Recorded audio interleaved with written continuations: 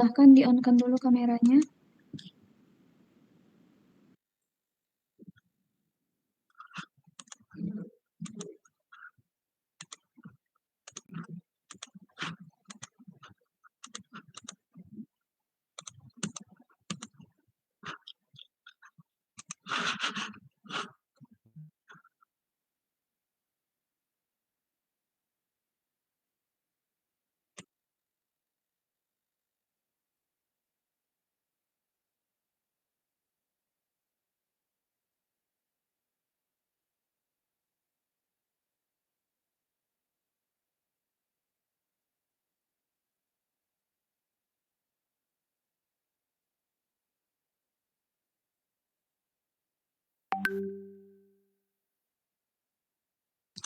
Baik, kita mulai ya.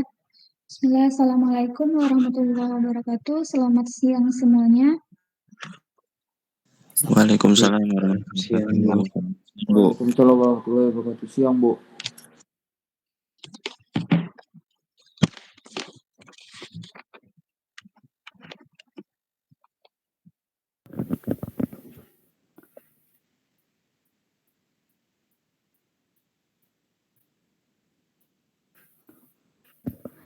Oke, baik. Hari ini pertemuan ke-10 ya. Sudah saya buatkan informasi di Classroom.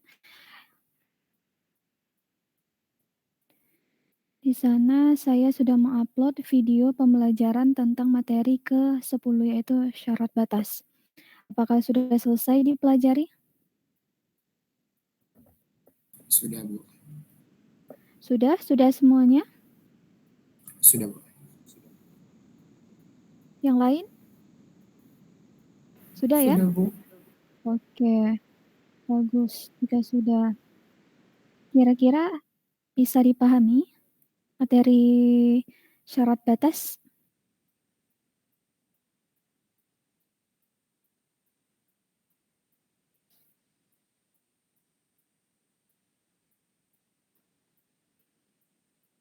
Masih belum paham?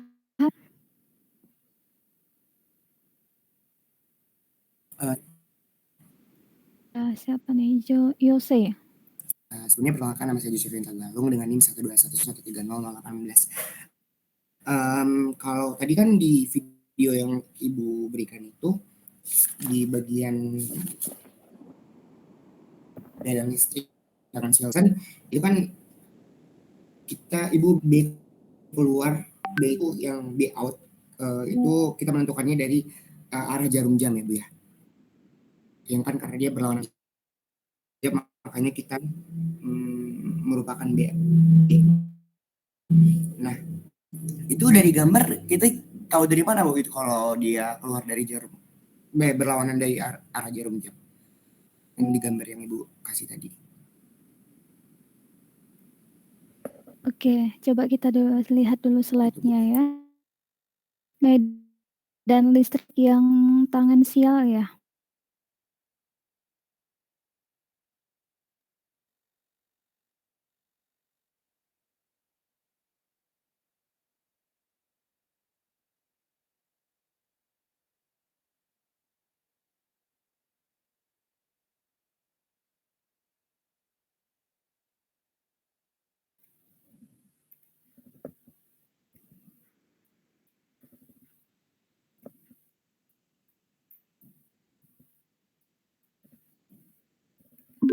Oke, sebelumnya silakan diisi dulu presensinya.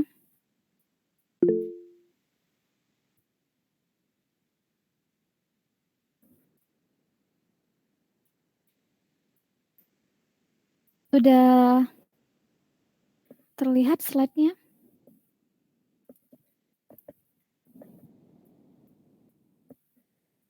Sudah, Bu. Oke, tadi Yose bertanya ya, arah dari D-nya ya, kerapatan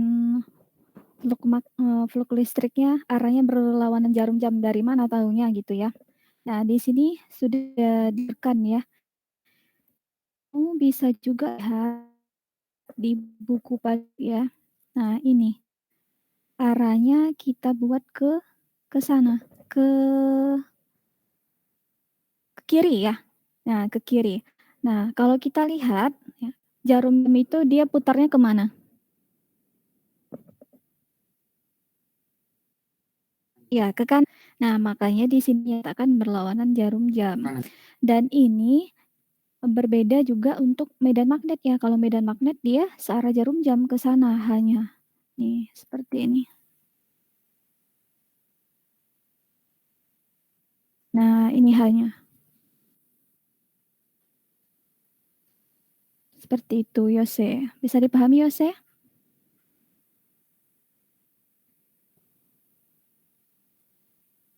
Bisa Bu, berarti ini yang jadi penyebab kalau tadi di medan kan kita satunya mulai ke bawah, kanan, ke atas, kiri ya Bu ya. Sedangkan tadi pas di Iya, medan magnet dari atas gitu Bu. Itu yang menjadi pembeda. ya betul. Karena kita tahu ya, medan magnet dan medan listrik itu mereka saling tegak lurus ya sesuai kaidah tangan kanan, nggak mungkin searah.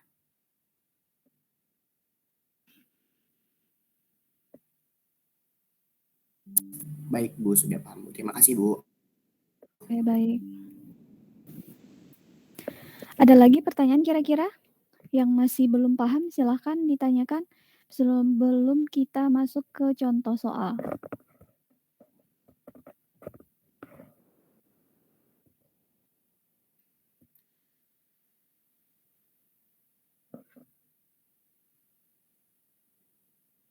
Bisa dipahami?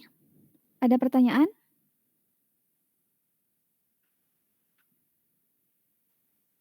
Cukup? Kalau dari saya cukup Bu. Cukup Oke. sepertinya, Bu. Kalau cukup bisa dipahami, kita lanjutkan bahas contoh soal ya. Nah, di sini kita lihat contoh soalnya untuk medan listrik dulu. Nanti setelah itu kita coba selesaikan juga yang medan magnet.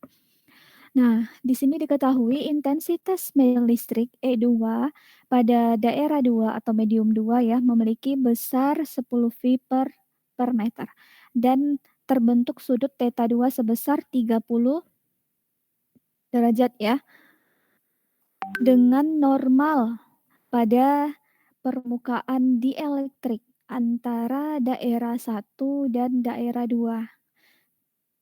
Hitunglah besarnya magnitud dari E1 dan sudut dari theta 1 jika epsilon 1-nya sama dengan 0,5 epsilon 2.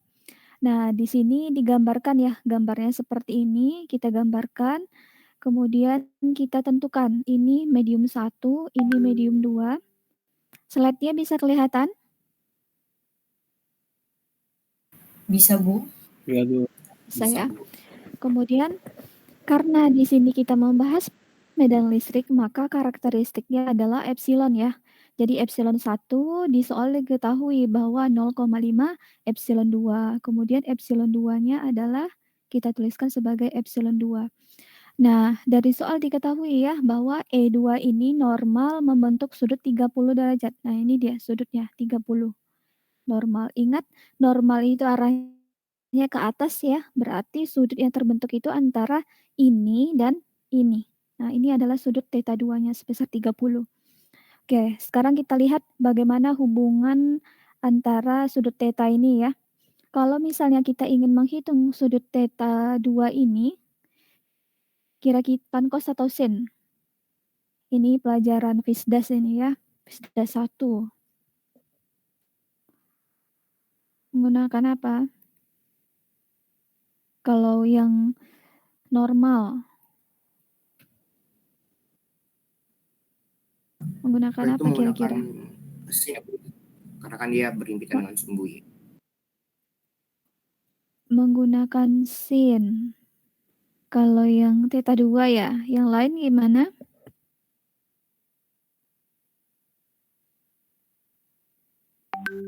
Setuju sin?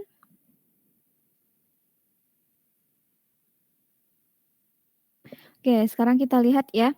Kita lihat ini kita buat garis. Nah, berarti di sini sikunya ya. Nah, ini sudutnya. Berarti ini adalah sisi miringnya. Nah, kemudian untuk sudut yang di depan ini adalah hadapan ya. Ini berarti dekatan ya. Berarti bisa dekat persisi miring. Apa?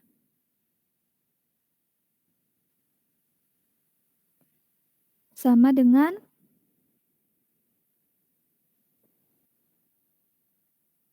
cos ya. Cos. Jadi kita menggunakan cos.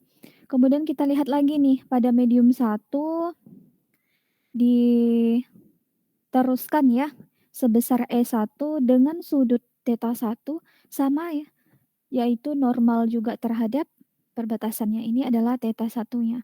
Nah, untuk menghitung theta 1-nya berarti kalau ini cos ya, berarti ini sin ya. Nah, dia di sini.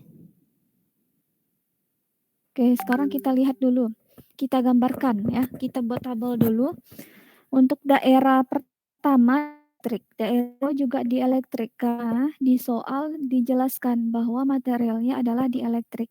Oke, kemudian kita tentukan untuk komponen tangensialnya. Tadi yang tangensial adalah sin ya.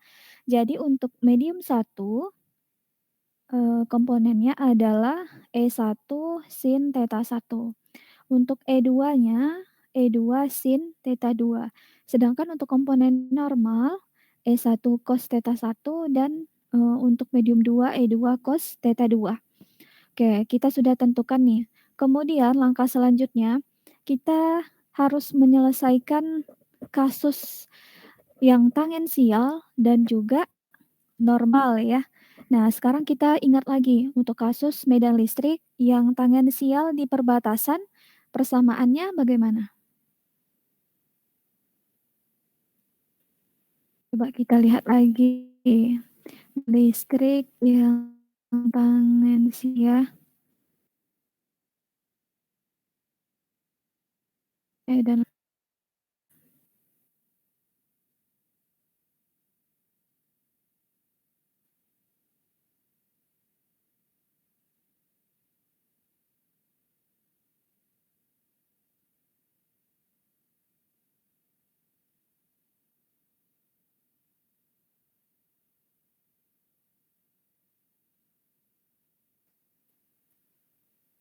nah, untuk KK 2T, pointer saya kelihatan nggak? Enggak ya?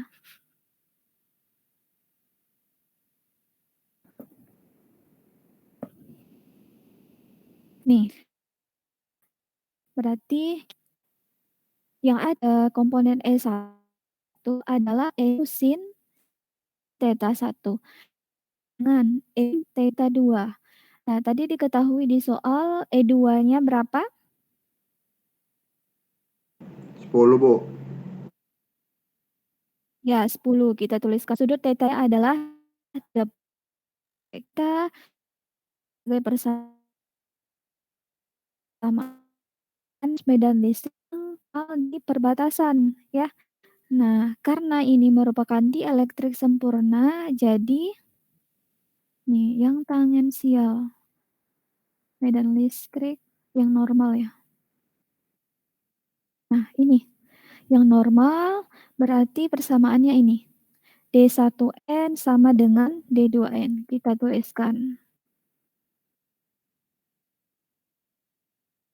D1N sama dengan D2N ya. Ingat D ini adalah kerapatan flux listrik ya.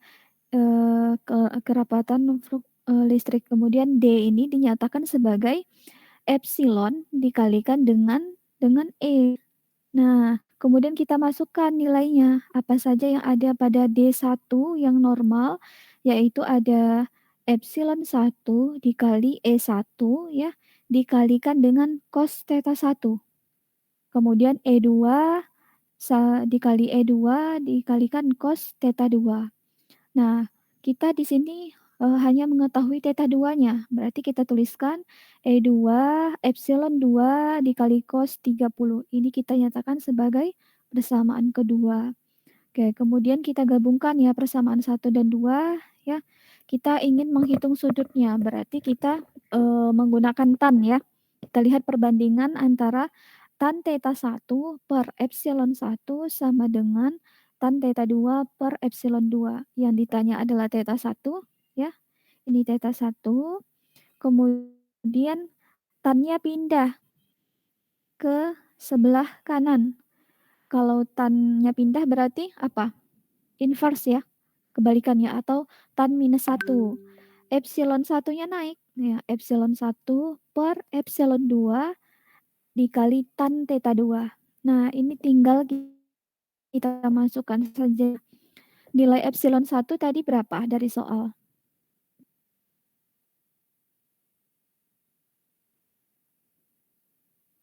Berapa nilai epsilon 1? Setengah epsilon 2, Bu. Ya, 0,5 ya, atau setengah epsilon 2. Kemudian per epsilon 2 dikali tan 30. Nah, ini kita coret ya, sehingga kita peroleh tan minus 1 dari 0,2885. Sehingga kita peroleh theta 1-nya adalah 16,1. Oke, selanjutnya untuk E1-nya, bagaimana cara menghitungnya? Kita menggunakan persamaan pertama ya, kita lihat nih persamaan pertama. Jadi E1 sin theta 1 sama dengan E2 sin theta 2.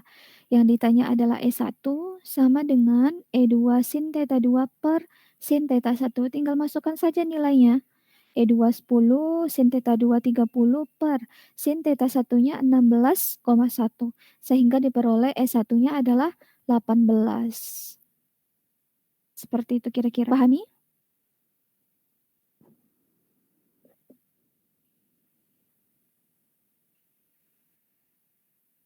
Bisa dipahami?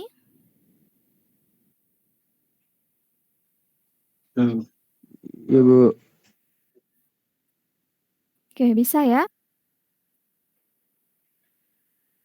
Atau ada yang mau ditanyakan?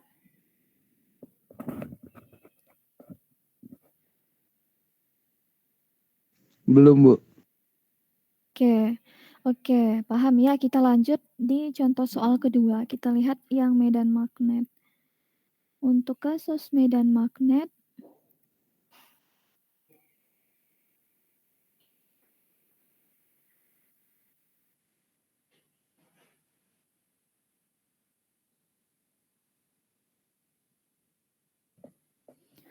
baik, kita lihat contoh soal yang kedua, yaitu diketahui intensitas medan magnet H2 pada permukaan ya, antarmuka antara medium 1 yaitu mu 1 sama dengan mu 0.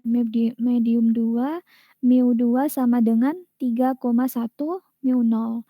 Diberikan pada persamaan H2 sama dengan 2 arah AX ditambah 5 arah AY ditambah 5 arah AZ. Kemudian tentukan besarnya kerapatan flux magnetik B1 pada daerah 1. Nah, gambarnya seperti ini ya. Kita gambarkan ini medium 1 atau daerah 1, di mana karakteristiknya adalah mu 1 sama dengan mu 0. Untuk daerah 2-nya, mu 2 sama dengan 3,1 mu 0 ya. Kemudian arahnya dinyatakan ke atas, ke arah AZ. Oke. Sekarang pertanyaannya adalah medium 1 kira-kira jenis materialnya apa? Udara, Bu. Apa? Udara. Ruang hampa, Bu. Gimana? Coba satu orang.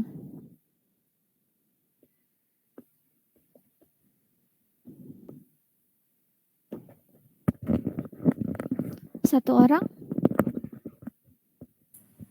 Udara, Bu. Ya, udara. Kenapa udara ya, sayang? Karena kalau saya lihat di gambarnya itu kayak putih gitu, jadi kayak ruang bebas gitu, Bu. Oh gitu ya. Yang lain? Maaf, Bu, itu juga karena mu 1 sama dengan mu 0 ya, Bu ya. Jadi kan mu 1 sama dengan mu 0, terus itu mu 2 sama dengan 3,1 mu 0. Jadi saya menyimpulkan kalau mu 1 sama mu 0 itu dia bisa disebut sebagai udara.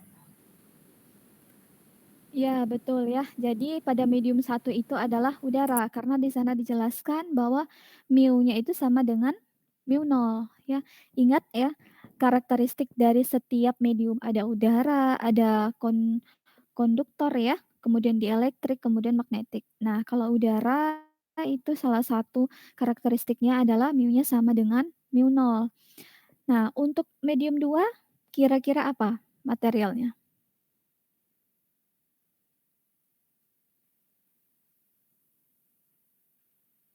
Untuk medium 2.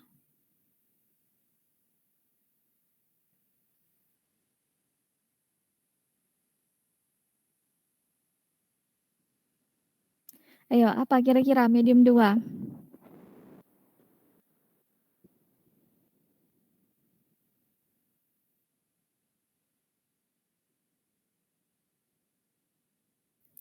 Ayo, apa medium 2? Magnet, Bu. Apa? Apa? Asni? Magnet. Kenapa magnet? Itu yang di situ juga kan tulisannya untuk medium 2-nya ini yang kan ini lagi dibahas di magnetic field itu, Bu, medan apa magnetik gitu. Kalau yang Iya, yang kayak gitu. iya betul ya. Ini pada medium 2 ini merupakan material magnet. Karena kita juga sedang membahas magnet ya. Kemudian selain itu di sini juga dijelaskan ya, mu 2-nya itu adalah 3,1 dari mu 0. Ingat karakteristik dari magnetik bahwa mu 0-nya itu lebih dari 1 ya. Nah, kemudian ini perlu diingat nih ya. Tadi soal pertama disebutkan materialnya, dielektrik seperti itu. Nah, kalau soal yang kedua tidak disebutkan, hanya digambarkan seperti ini, kemudian diberikan karakteristiknya, mu nol seperti itu. Nah, ini kamu harus jeli ya, melihat medium satunya apa, medium duanya apa. Jangan sampai terkecoh nih ya. Kamu harus tahu dulu medium satunya apa, medium duanya apa, baru kamu bisa eksekusi soalnya. Bisa dipahami ya? Bisa.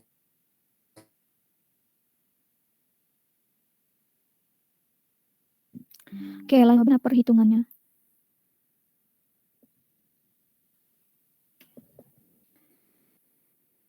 Nah, sama seperti contoh soal yang pertama ya. Jadi kita juga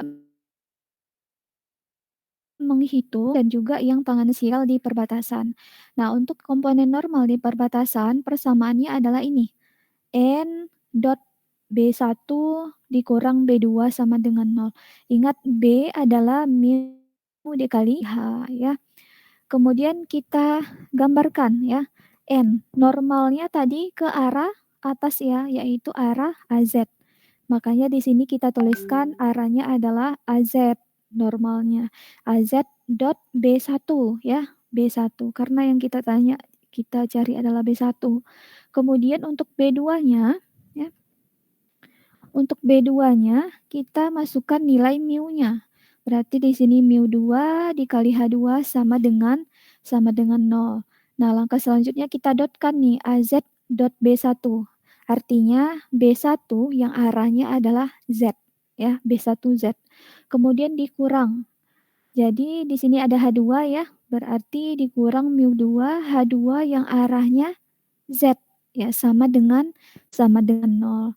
Kemudian kita peroleh B1Z sama dengan mu 2 dikali H2Z ya.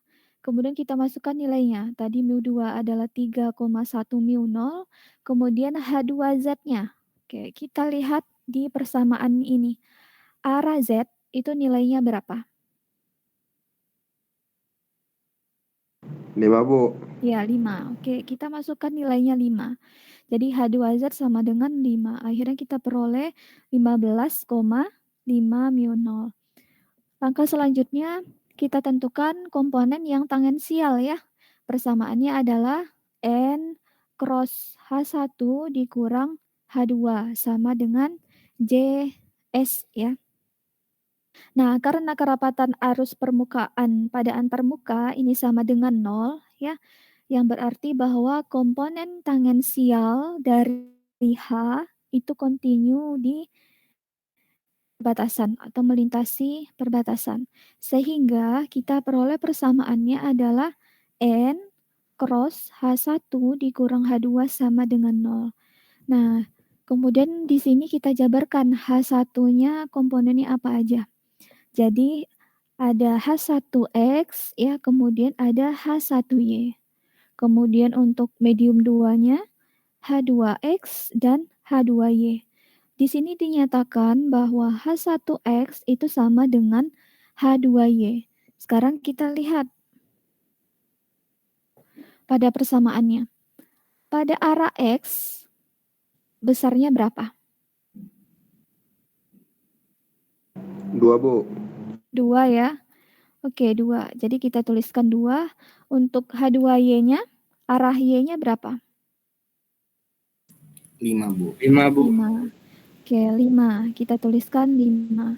Nah, kemudian kita dapatkan persamaan B1, di mana B1 adalah mu 0 dikali H1X arah AX ditambah mu 0 H1Y arah AY ditambah B1Z arah AZ.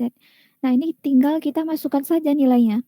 Tadi H1X-nya sama dengan H2, sama dengan 2. Berarti 2 mu 0 arah AX ditambah H1Y. H1Y-nya itu sama dengan H2Y, sama dengan 5. Berarti 5 mu 0 arah AY.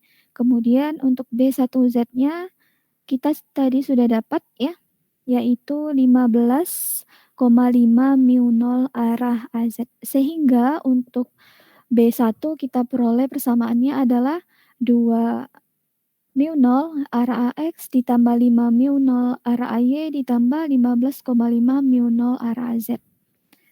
Oke, kira-kira seperti itu. Bisa dipahami?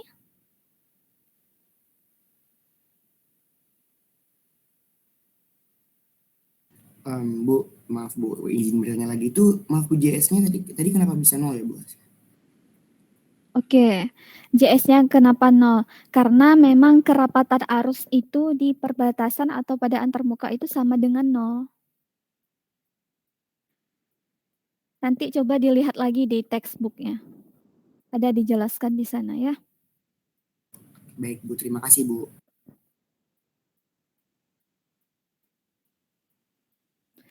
Baik, ada lagi pertanyaan?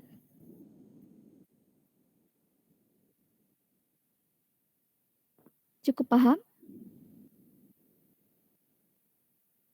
Paham Bu. Yang lain gimana? Bisa dipahami materinya?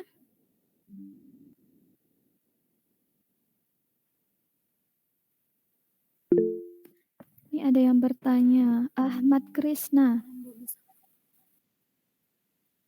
Iya Bu, sebelumnya izin bertanya, di sini kan terdapat perkalian dot product sama cross product gitu ya Bu. Apakah Ya. itu mempengaruhi nilai dari nilai yang kita cari Bu? Karena kan kalau misalnya dot product itu kan dia bukan vektor, sementara yang cross product itu adalah vektor gitu Bu. Iya. Terus gimana tadi pertanyaannya? Kurang jelas yang pertama itu. Ya Bu, apakah dot product sama cross product itu mempengaruhi dari nilai yang kita cari gitu Bu? Atau B sama K-nya gitu?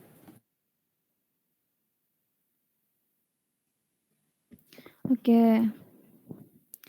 Nah, ini balik lagi ke apa? Yang sudah kita bahas ya. Kita menggunakan persamaan tadi mana medan magnet ya. Pada magnet yang normal dan juga yang tangensial. Magnet.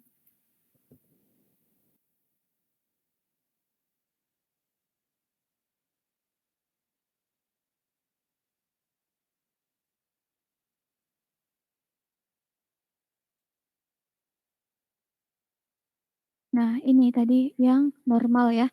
Nah, jadi kalau yang normal, kita sudah turunkan tadi persamaannya. Nah, dari yang ini, untuk yang komponen normal, kita menggunakan hukum Gauss untuk medan magnet, untuk mendapatkan persamaannya. akhirnya nanti kita peroleh persamaannya ini ya, N.B1 dikurang B2 sama dengan 0. Kemudian untuk yang tangensial ya kita menggunakan persamaan hukum Ampere untuk mendapatkan persamaannya ya, untuk menyelesaikan kondisi tersebut untuk kasus tersebut seperti itu ya. Akhirnya nanti kita peroleh persamaannya adalah cross ya, N cross H1 dikurang H2 JS. Nah, inilah persamaan akhirnya, ini akan kita gunakan untuk menyelesaikan soal-soal yang ini. Seperti itu.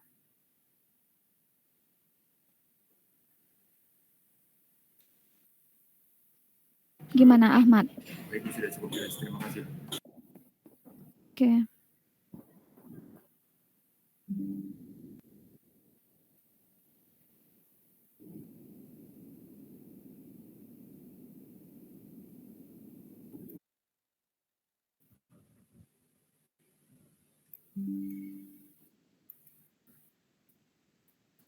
Cukup?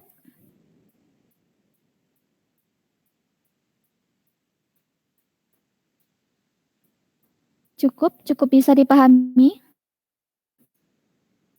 Oke, cukup bisa dipahami ya. Baik. Untuk presensinya sudah semua?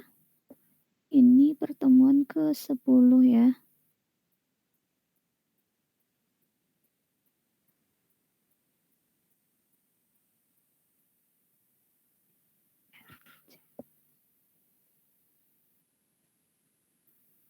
Oke, mungkin jika tidak ada pertanyaan ya, saya minta bantu Reva dulu ya di screenshot perkuliahan kita hari ini. Baik, Silakan Bu. Reva. Teman-teman boleh untuk on cam.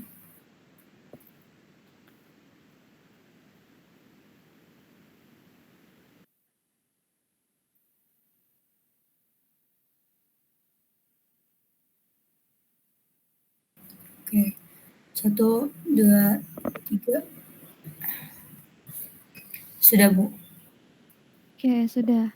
Nanti di-upload ya di link yang saya kasih kemarin. Baik, Bu. Baik, jika tidak ada pertanyaan maka cukup ya pertemuan kita hari ini. Silahkan lagi materinya ya, biar lebih mantap pemahamannya. Kemudian saya juga sudah buatkan tugas ya, tugas 1, nanti silakan dilihat di classroom dan diselesaikan tugasnya. Baik, sekian dari saya. Terima kasih. Assalamualaikum warahmatullahi wabarakatuh. Selamat sore. Waalaikumsalam warahmatullahi wabarakatuh. Terima kasih, Bu. Terima kasih banyak.